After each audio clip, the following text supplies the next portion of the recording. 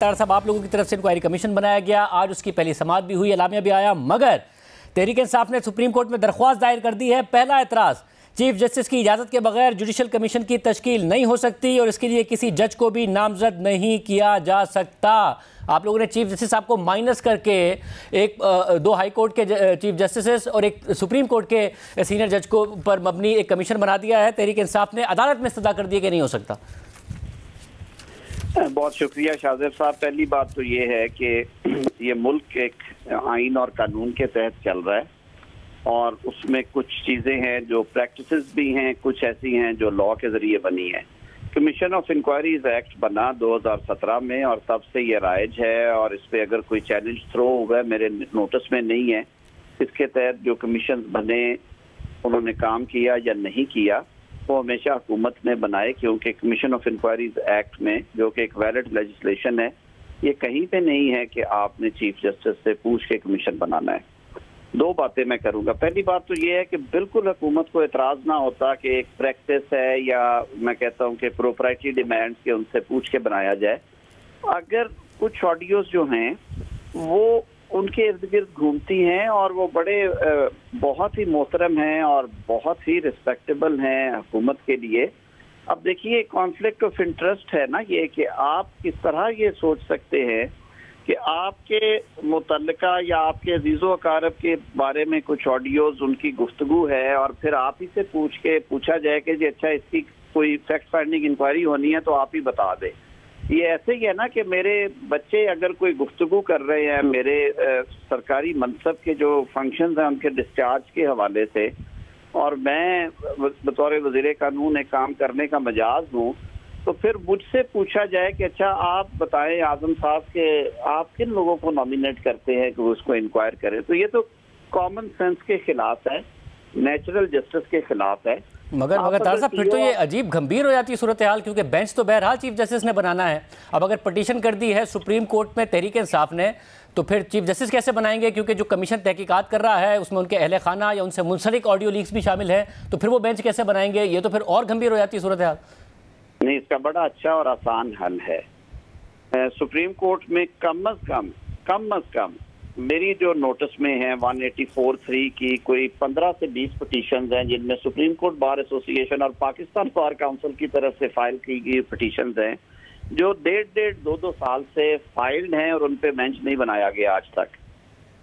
कोई अगर इस तरह की अर्जेंसी नहीं है और एग्जामिन करने के बाद अगर चीफ जस्टिस साहब ये मुनासिब समझते हैं कि इस मामले में इन्फोर्समेंट ऑफ फंडामेंटल राइट्स और पब्लिक इंपॉर्टेंस का कोई क्वेश्चन नहीं है, तो वो बिल्कुल उस पिटीशन को रखे उस पे ऑफिस ऑब्जेक्शन भी लग सकता है, इसकी मेंटेनेबिलिटी पे सीरियस क्वेश्चंस भी हैं। इसमें अब एक और एतराज़ उन्होंने उठाया, क्योंकि आपके जो TORs हैं उसमें ये तो लिखा हुआ है कि अगर ये जो ऑडियोज़ हैं ये अगर जाली है या फिर फैब्रिकेटेड है, जोड़ तोड़ कर बनाई गई हैं, तो फिर तो इसकी इंक्वायरी की जाए और रिस्पॉन्सिबिलिटी फिक्स की जाए कि किसने ये सब किया और उसके हवाले से एक्शन भी रिकमेंड किया जाए। मगर ये टैपिंग किसने की है, किसने ये जुर्रत की है, इस हवाले से कुछ नहीं है। और तहरीक इंसाफ ने यह इस्तदा भी सुप्रीम कोर्ट से की है कि फोरम सिर्फ सुप्रीम जस्टिस को इसी हुकूमत के नाक के नीचे ऑडियो टेप होती रही, ये भी तहकीकाती अमल में शामिल किया जाए कि किसने ये ऑडियो टेप की। आपका इसमें क्यों नहीं है दिलचस्पी? TORs में आपने क्यों नहीं डाला? क्योंकि बहुत अहम नुकता है। मैं कर दूं कि आपने एक जनरल प्रोविजन भी TORs में देखी होगी कि ये जनरल TORs हैं और इनके अलावा कमीशन इससे कनेक्टेड जो भी मुनासिब समझे वो उसको देख सकता है। और मैं आपको याद दिलाता चलूं कि जो कमीशन के सरबराह है जस्टिस काजी फायज ईसा, उन्होंने पहले भी 2 कमीशन जो हैं वो हेड किए हैं और उसमें एक जो कोयटा में ब्लास्ट हुआ था जिसमें मेरे बहुत सारे वकला भाई जो हैं उन्होंने जामे शहादत नोश किया था 8 अगस्त को 2015 को, और उससे पहले एक कमीशन था इफ आई एम करेक्ट, वो chief justice Lahore high court पे कातलाना हमला हुआ था। मेरे ख्याल में उसके हवाले से भी काजी साहब कमीशन का हिस्सा थे। आई एम नॉट 100% क्लियर, लेकिन वो जो 8 अगस्त वाला है वो तो मुझे उनके फाइंडिंग्स याद हैं। वो बड़ी एहतियात के साथ, लेकिन फिर वो बड़ी मुफस्सल उन्होंने रिपोर्ट जारी की और उन्होंने TOR के साथ साथ जो उससे जुड़ी हुई चीजें थी उनसे भी अपनी राय दी।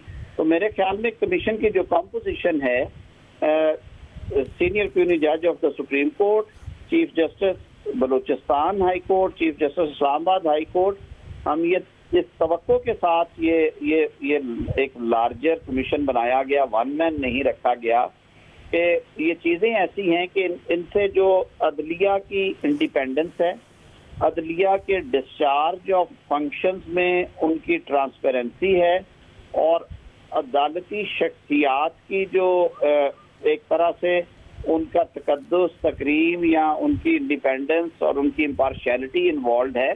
तो बहुत ज़रूरी समझा वफाकी हुकूमत ने कि ये रोज़ उंगलियां उठती हैं, बातें होती हैं, कभी टीवी पे चल रहा है, कभी सोशल मीडिया पे सर्कुलेट कर रहा है, तो ये फैक्ट फाइंडिंग होनी चाहिए।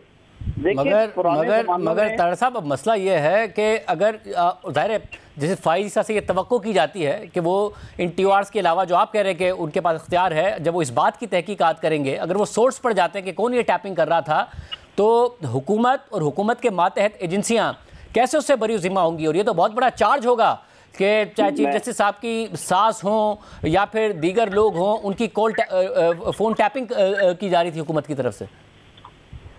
शाहजेब साहब, मैं अगर फर्ज कर सकूं, देखिए हम 21वीं सदी में बैठे हैं, हम लोग अभी तक फंसे हुए हैं उस जमाने में जब सरकारी टेलीफोन कंपनियां होती थी और टेलीफोन पे ऑब्जर्वेशन लगाई जाती थी और फिर उन पे टैपिंग होती थी, क्योंकि उन तक एक्सेस सिर्फ और सिर्फ सरकार की होती थी। वो वाइड नेटवर्क्स होते थे और एक सेंट्रलाइज्ड एक्सचेंज होती थी हर रीजन की जो उसको डील करती थी। उसके हमने वो टीवी में भी देखते थे, फिल्मों में भी देखते थे कि वो किस तरह से मैनेज होता था। वो उसमें वो प्लग्स होते थे, वो प्लग लगाते थे और फिर वो ऑपरेटर्स वहाँ पे सुनते थे। देखिए, ये नया ज़माना है, यहाँ पे हर चीज़ जो है वो अब सेलुलर नेटवर्क्स पे चली गई है। सेलुलर के आगे फिर मामला स्मार्टफोन्स पे हैं। स्मार्टफोन्स हैंडल होते हैं वाईफाई नेटवर्क्स के ज़रिए, वो वायरलेस हैं। आपको पता है कि जो हैकर्स हैं कई दफ़ा वो एक्सेस कर लेते हैं। पेंटागन अगर हैक हो सकता है, अगर इंडिया और पाकिस्तान जैसे जो सेंसिटिव दोनों नेबर्स हैं, उनकी सेंसिटिव तरीन मालूमात जो हैं उन पे साइबर अटैक्स या हैकिंग हो जाती हैं और फिर वो मुख्तलिफ वेबसाइट्स हैं जिन पे वो चढ़ा दिए जाते हैं। तो ये चीज़ें भी ताने बाने उनसे बज़ाहिर मिलते हैं। तारड़ साहब, अगर ये व्हाट्सएप कॉल्स और जूम कॉल्स नहीं है बल्कि नॉर्मल कॉल्स हैं जो कि मोबाइल नेटवर्क के थ्रू की गई, जो कि क़य्यूम सिद्दीकी साहब की तो थी, जो ख्वाजा रहीम साहब के साथ कॉल हुई क्योंकि उस दिन नेटवर्क बंद हुआ था, तो ये एजेंसियों ने नहीं किया होगा तो किसने किया होगा? आपने फाइज़ा साहब को ये जिम्मेदारी दे दी है, उल्टा आपको ना पड़ जाइए। बिल्कुल, अगर पड़ती है तो एजेंसीज को जिम्मेदार होना चाहिए उसका। और इसीलिए आप अगर TORs को देखें तो जो वफाकी हुकूमत ने तो हद्दुल वसा कोशिश की कि इसमें कोई शायबा ये ना आए कि शायद ये वन साइडेड इंक्वायरी होगी। और आज मेरे ख्याल में कमीशन ने भी ये वाजे कर दिया कि ये फैक्ट फाइंडिंग कमीशन है और हमने इन चीज़ों को देखने के अलावा फर्दर भी, इसीलिए उन्होंने कहा कि अगर किसी शख्स के पास कोई भी इंफॉर्मेशन है या वो कोई बात जो इससे जुड़ी हुई है वो करना चाहता है तो 3 अंग्रेजी और 3 उर्दू रोजनामों में इसकी तशहीर की जाए, हम उसे भी सुनेंगे।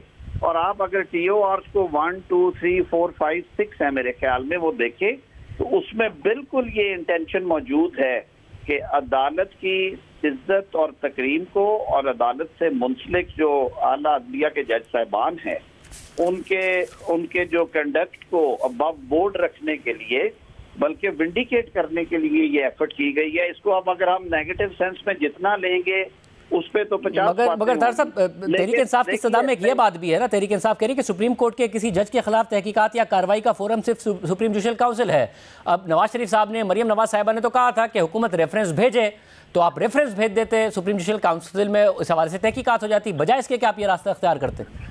नहीं शाहजेब साहब, ये जजेस के खिलाफ तो तहकीकात है ही नहीं है मेरे ख्याल में। आज जो ऑर्डर मैंने पढ़ा है, जो अभी मीडिया पे भी चल रहा था, जो कमीशन ने आज ऑर्डर पास किया, उन्होंने क्लैरिटी के साथ कहा कि ये 209 की तहकीक है। ये तो जजेस के खिलाफ तहकीकात नहीं हो रही, ये तो उन्हें तहफ़्फ़ुज़ देने के लिए और जो बातें आई हुई हैं सोशल मीडिया पे और इलेक्ट्रॉनिक मीडिया पे, आपने इस पे प्रोग्राम्स किए, खबरनामे का ये हिस्सा रही सारी चीज़ें, बच्चे ने सुनी।